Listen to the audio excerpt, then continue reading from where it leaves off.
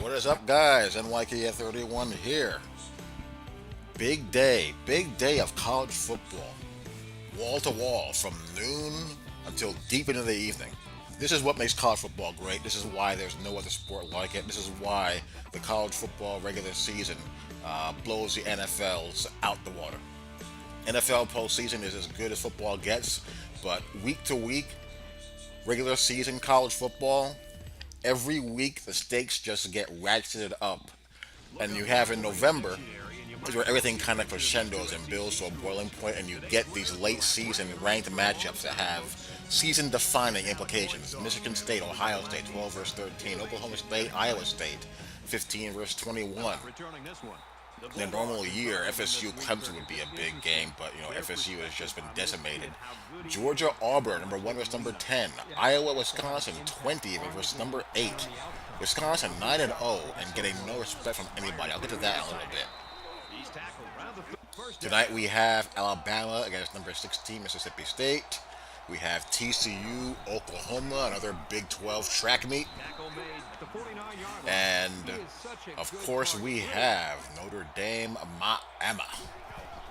And we'll start there. This has had a nostalgic feel to it all week long. If you were around in the 80s to early to mid 90s, this was the rivalry in college football. They were perfect foils to each other. Each program represented the polar opposite of the other, and more often than not, during those years, the game had major national championship implications. And then when that rivalry kind of cooled off, that's when the Miami-Florida State rivalry began to gain a national prominence, at least in my opinion. From between 86 to around 1990, Notre Dame Miami was the premier national rivalry game. And then when the series got canceled, Florida State Miami kind of went to the forefront from around, I don't know, I want to say 92 until the mid to late 90s when the Canes got put on probation and that dynasty kind of crumbled. You had a minor bowl matchup. They met in the Alamo Bowl one year, and you had a couple of reboots with not a whole heck of a lot at stake because the teams weren't that good. But this year, given how the teams are ranked, what's on the line, it has recaptured that feel of those matchups from a couple of decades ago. Neither team is as good as what those teams were back then, not even close. But it makes for some fun times. That's what college football is about. College football is about big time rivalry games with big time stakes. And this game is basically a playoff game in the regular season. The winner still has big things in play for them. The loser, at best, will still get to a good bowl game. They'll more than likely have the inside track to the New Year's Six bowl game versus the UCF USF winner. USF losing to Houston just kind of kills that game because the loser of that game is going to have one loss, and it just takes the air out of the balloon of that bowl game for those, group of 5 teams that get invited to one of the New Year's Six bowl games. That game is only fun when that team is undefeated. Otherwise, it's just, bleh.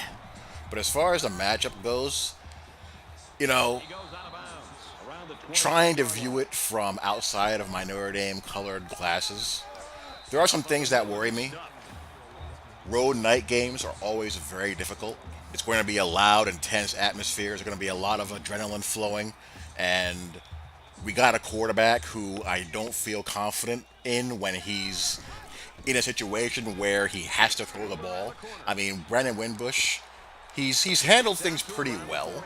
He's a dynamic runner. He's a great runner, and if you can keep the game in a situation where it's play action pass, bubble screens, and RPOs, he's a boatload to handle because he's basically an extra running back there who can throw just good enough to keep you honest. But when it's 3rd and 7, 3rd and 8, 3rd and 10, and everyone in the building knows he has to throw the ball, that's where things get nervous. He had 2 road games so far this year of any consequence. He handled Sparty pretty nicely, had a pretty good game, was accurate, was efficient, but again, it was a type of game where they were able to run the ball 40 times a game and average, 6 yards per carry. His other road game against Boston College, Notre Dame won the game 49-20 going away, but late, but For a while, that game was tight and he looked shaky. He was only 11 to 24 passing for 96 yards and he threw an INT. But again, what saved them in that game is that they were able to run the ball 50 times for 500 yards. And they've been playing stellar defense all year long. Ignore the Wake Forest game. It was 31 to 10 in the third quarter. They were pulling guys out and not wanting to get dudes hurt, and they were getting bored. So throw that out the window. And that's pretty much been the formula, for Notre Dame all season long. They have, they basically have an NFL line playing college football. There's three guys on that offensive line who are going to be picked in the first three rounds of the draft, and they're making all their backs look like superstars. Josh Adams, he's an NFL back, but every back that they put in there, last week Josh Adams got dinged up a little bit, so they sat him out the rest of the game, and their backs are just getting 8 yards past the line of scrimmage before they're being touched. And really, no one's been able to hold up to it, except for Georgia. Georgia is one of the two teams that they've played so far this season that has next level guys on their front seven. NC State being the other one. They handled NC State pretty well, which had me encouraged. But the Georgia game, that's the same type of front seven Miami has: athletic, fast, active, lots of stunting, lots of games up front. And they gave the run game some problems. Notre Dame only had 55 yards on 37 carries that game. But that game was close because the defense has been playing at a high level all year long. And I think this game has a similar feel to it. Wow, as Ohio State is just bombing Sparty. 35 to 3, and they just scored again, 41 to 3. My goodness, I didn't see that one coming. Ohio State, you are some clowns, man. All that goodwill that they earned from that Penn State game, J.T. Barrett played the best game of his entire career, and they go to Iowa and stink the bed. And they come back this week and are just bombing Michigan State. Weird team. Weird team, Ohio State. But yeah, back to Notre Dame, Miami. Miami's got some talented backs. They got the best receiving unit that Notre Dame has yet to face this season. But I do not believe in Malik Rozier. I'm sorry. I don't trust him at all. I think this is a game where neither coach, if you injected them with true serum, would admit that they feel comfortable with the ball in the quarterback's hands, having to throw the ball to win the game on the last drive of the game. And Notre Dame can rush the passer for the first time in a few years, and they can cover for the first time in God knows how long. Notre Dame has 3 INTs for touchdowns this year. I don't think they've had 3 INTs for touchdowns over the past 10 years. And I got to give Brian Kelly credit. This was a big season for him. He had to change, and what he's done this year is that he's taken a step back. Brian Kelly is a real dominant, overbearing personality that you can tolerate when you're winning, but if you're struggling, it becomes grating. And it didn't look like the players were having much fun playing for him. I thought he was in danger of losing control of the program, and his players tuning him out. And what he did was take a step back. He hired 2 really good coordinators, Chip Long and Mike Elko, and he stayed out of the way and let them coach. And for Brian Kelly, that's a very big deal, especially on offense. The offense is his baby. BK is one of the pioneers of this spread-dominated world we live in college football today. And it's his child. He's protective of it. He's controlling. He doesn't allow his quarterbacks much autonomy at all, let alone his coaches. He nearly ruined Mike Sanford's career. Sanford couldn't take that Western Kentucky gig fast enough, and he's allowed Chip Long to do his job. He realized he needed to bring in an offensive coach that was more of a teacher and had a scheme that was more flexible than what he's been running in the past. The Van Gorder hire was a terrible mistake, awful. Van Gorder's problem was that he had NFL-itis. When you bring in a coach from the NFL who wants to get back in the NFL as opposed to doing his job at the college level, what they want to do is that they want to show everyone how smart that they are.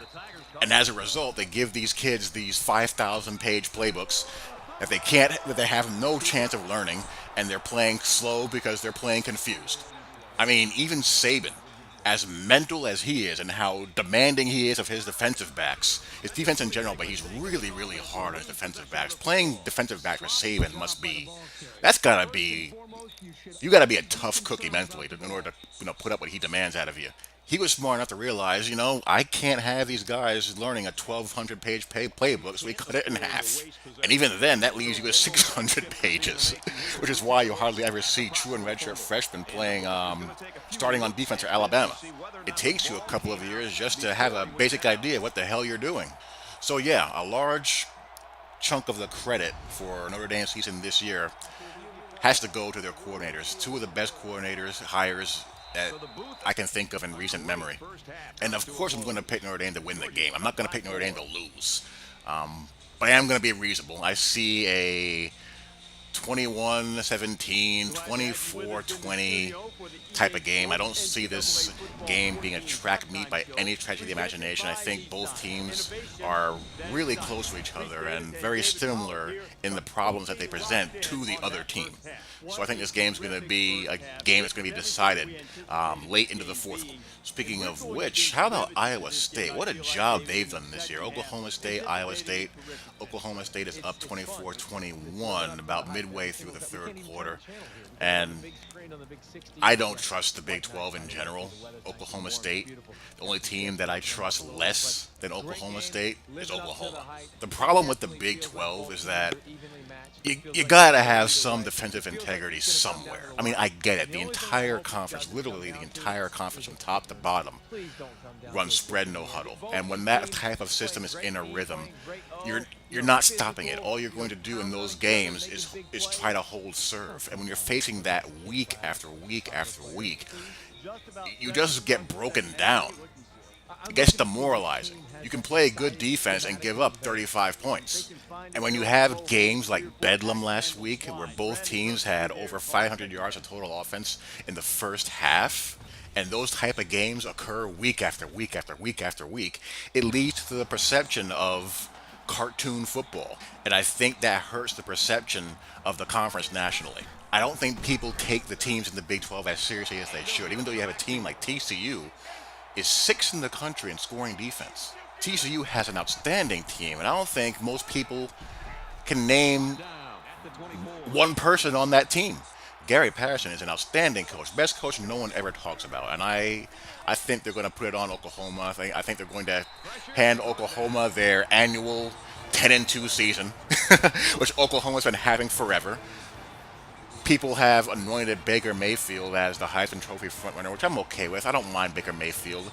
What I do find curious is that people are pretty high on his NFL, prospects, which I've never once. I've seen Baker Mayfield play so many times, and I never once thought to myself, "Wow, that's a guy who, when he comes out, hitch your wagon to him, and build your franchise around that guy."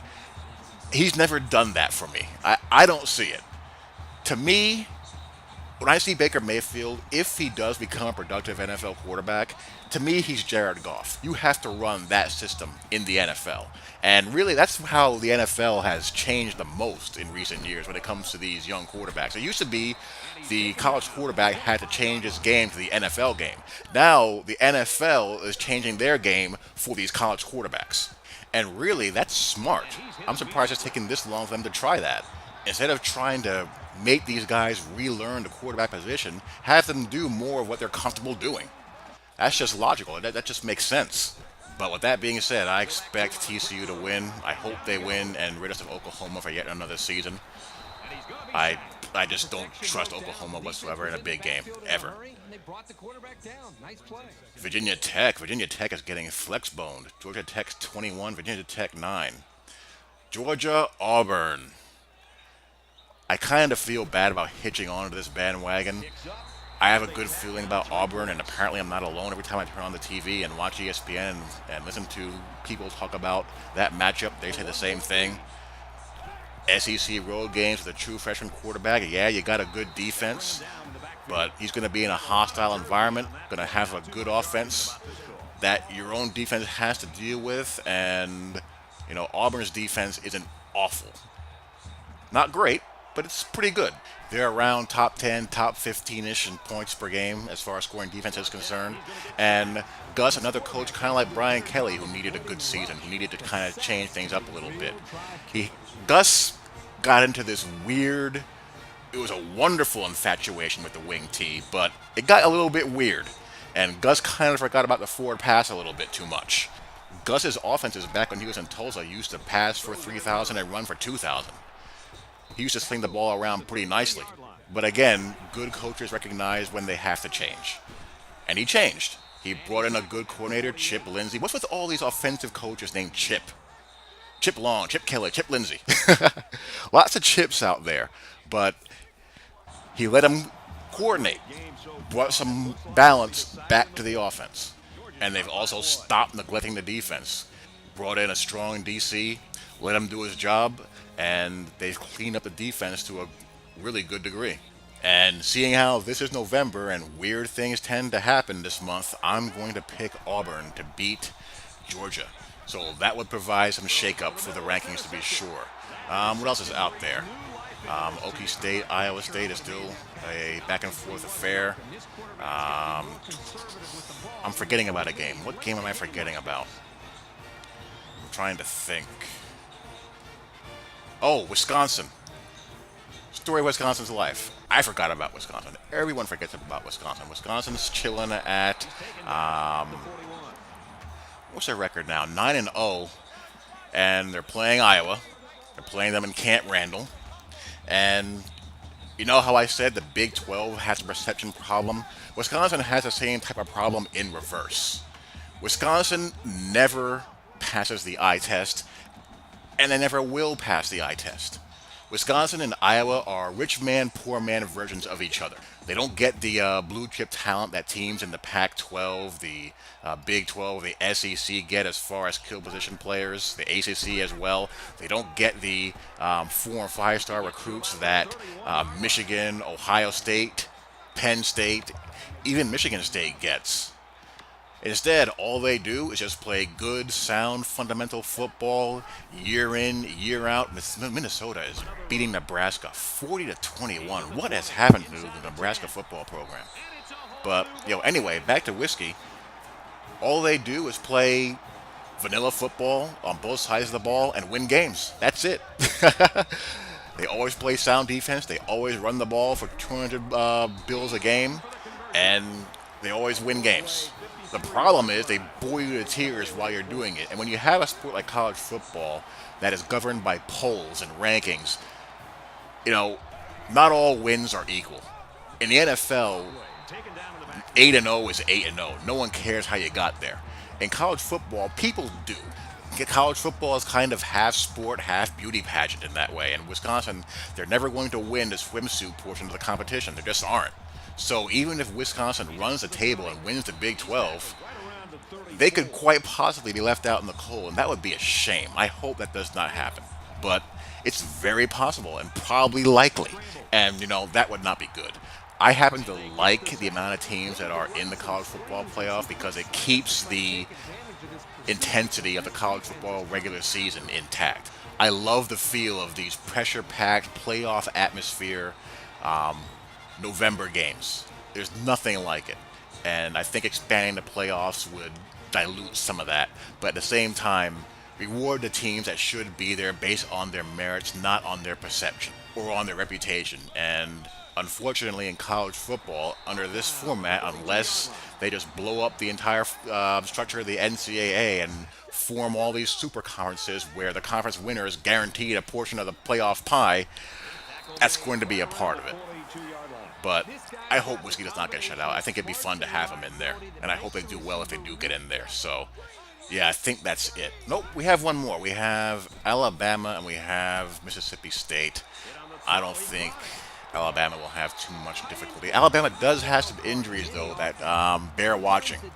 They have taken some hits to their vaunted depth, but with Alabama, until you see for your own two eyes that they don't have depth anymore, you're just going to assume that they do. I mean, all their players are like clones of each other. All of the backs either look like Bo Scarborough or T.J. Yeldon. All the linebackers always look like C.J. Mosley. All the DBs look like HaHa Clinton Dix. All their wide receivers look just like Amari Cooper. All their players, they all look the same every single year. It's amazing. I think Saban recruits players to fit exact physical dimensions. It's really funny. But yeah, until Alabama's no longer Alabama, you just assume that they are. So there you go. Love to hear your guys' thoughts. I hope you guys enjoy. I will talk to you all later. Peace.